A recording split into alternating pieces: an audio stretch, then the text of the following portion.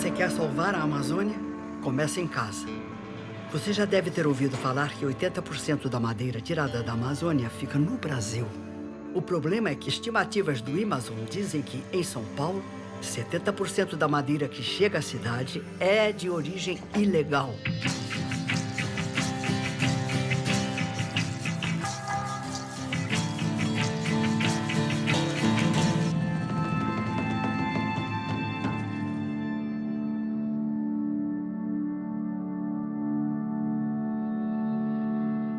O ser humano sempre foi um exterminador de espécies.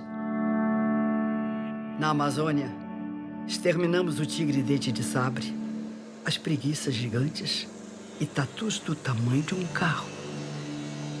Mas o século XX testemunhou um boom de extermínio de espécies nunca antes visto, em ritmo bem acima dos padrões do planeta.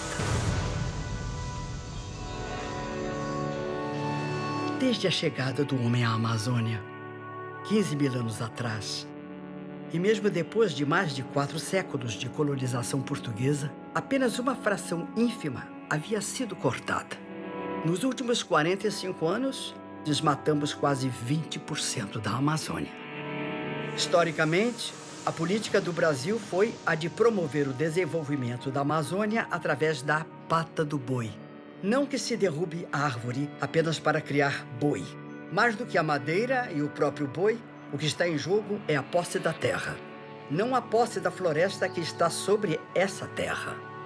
A gente tem ainda quase 1 milhão de quilômetros quadrados, quase 2 vezes Minas Gerais, na Amazônia, de florestas devolutas, terras chamadas terras de ninguém, mas na verdade são do povo brasileiro, que não são ainda assentamentos, não são unidades de conservação, nem terras indígenas. E aí tem conflito. Tirar a madeira é apenas o primeiro passo para a grilagem, uma forma de ocupar ilegalmente terras públicas na Amazônia, onde fala mais alto a lei do mais forte. Vivo da floresta, protejo ela de todo jeito. Eu vivo com a bala na cabeça a qualquer hora.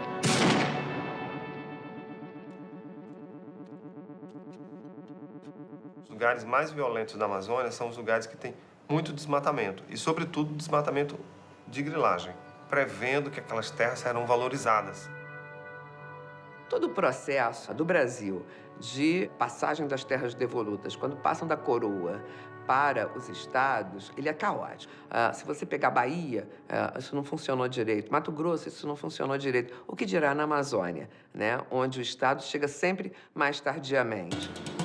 A abertura e o asfaltamento de estradas que cortam a Amazônia seguem a mesma lógica dos últimos 40 anos, onde a floresta é o lugar do atraso.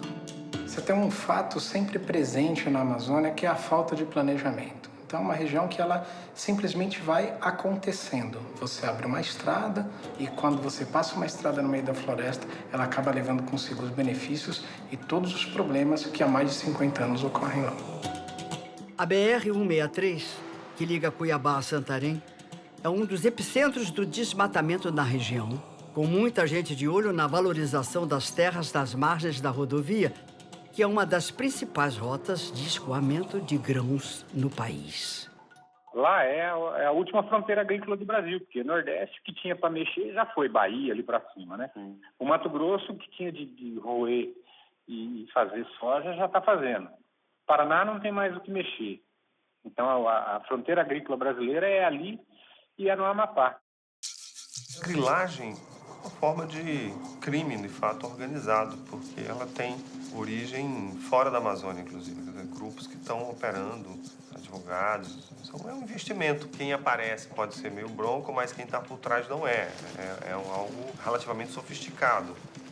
Tinham empresas de desmatamento. A melhor expressão é essa, empresa de desmatamento. E nós começamos a monitorar, né, provas documentais, provas de campo e também interceptação telefônica disso. E o que se viu ali foi uma grande organização criminosa. A organização criminosa tinha corretores em São Paulo, no Paraná, e essas pessoas ofereciam as terras lá para pessoas que queriam investir. Uma área na Amazônia muito mais barata do que uma área no sul-sudeste do país, então isso gera uma expectativa, uma cobiça muito grande. O primeiro a chegar na floresta é um madeireiro. que garimpa as melhores árvores, as mais valiosas.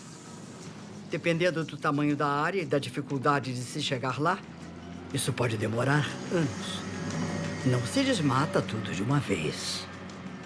Não é produtivo, muito menos seguro. Ô, Eduardo, na escuta. Mano, acabou de entrar 5 viaturas na sua vicinal lá.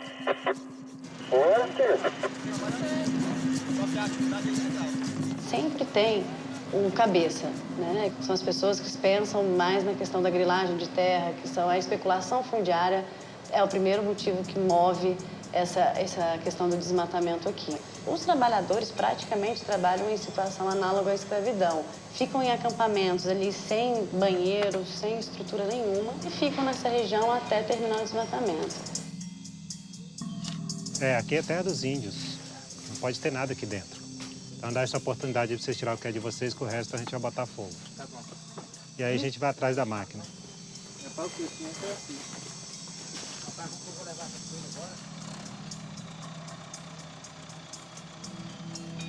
As madeiras que tem aqui são madeiras assim, de alto valor.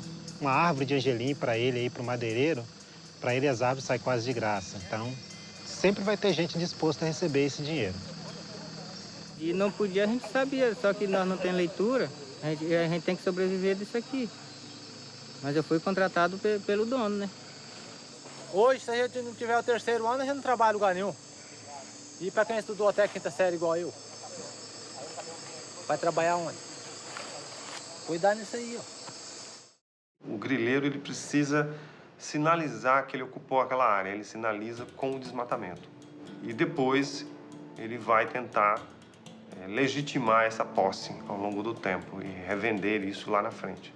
E realizar o lucro da grilagem, que é invadir terras públicas, vender madeira, instalar uma pecuária, já com algum grau de legitimidade, e depois vender essa propriedade 5, 10 anos depois. E documentação lá, como funciona? Tem escritura ou é tudo na base do contrato? A maioria ainda não é escritura. Tem uma sequência de documentos. Certo. Tem lá o CAR, que é o Cadastro Ambiental Rural, para você poder pôr gado para dentro, para você poder ter guia de trânsito de animais e tal. Aí você pode pedir o título da terra, aguardar o tempo que o documento sai. Em toda a Amazônia, é comum a mesma área ter mais de um dono e o seu documento. São Félix do Xingu, no Pará, tem 100 vezes mais títulos que a extensão do próprio município. É absolutamente caótico, né? São registros que vão se fazendo uns sobre os outros, sem qualquer controle. Os cartórios, volta e meia, pegam fogo, então os registros anteriores somem.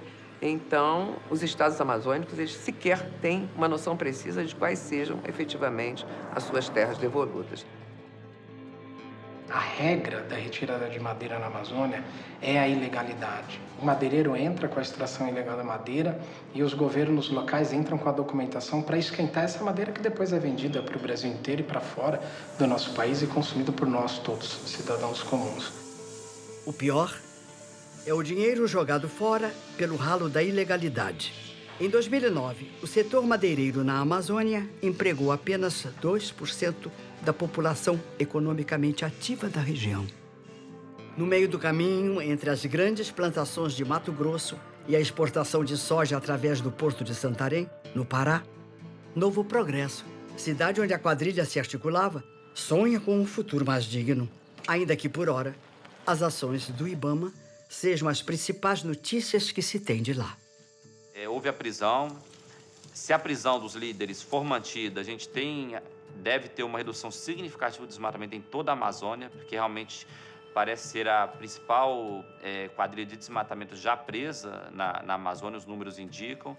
E a gente avançou para investigar todos os crimes financeiros relativos a essa quadrilha. Então, lavagem de dinheiro, falsidade documental, sonegação tributária, e isso eleva em muito a pena daquele criminoso que desmata a Amazônia.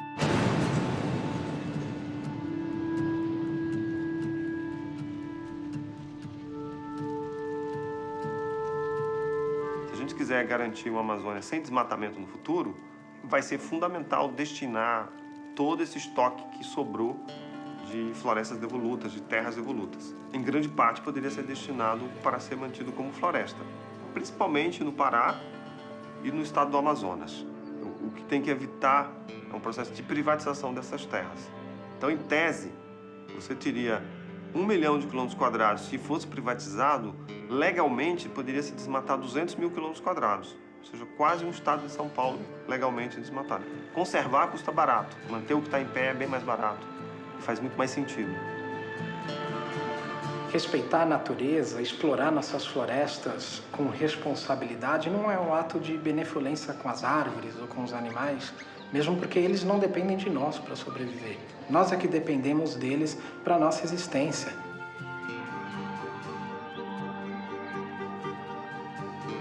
Na Amazônia, a regularização fundiária parece ser o primeiro problema a ser resolvido. Madeira e gado apenas custeiam um processo bruto de ocupação da floresta, onde novos valores civilizatórios descartam o que não é mais desejado nessa nova perspectiva.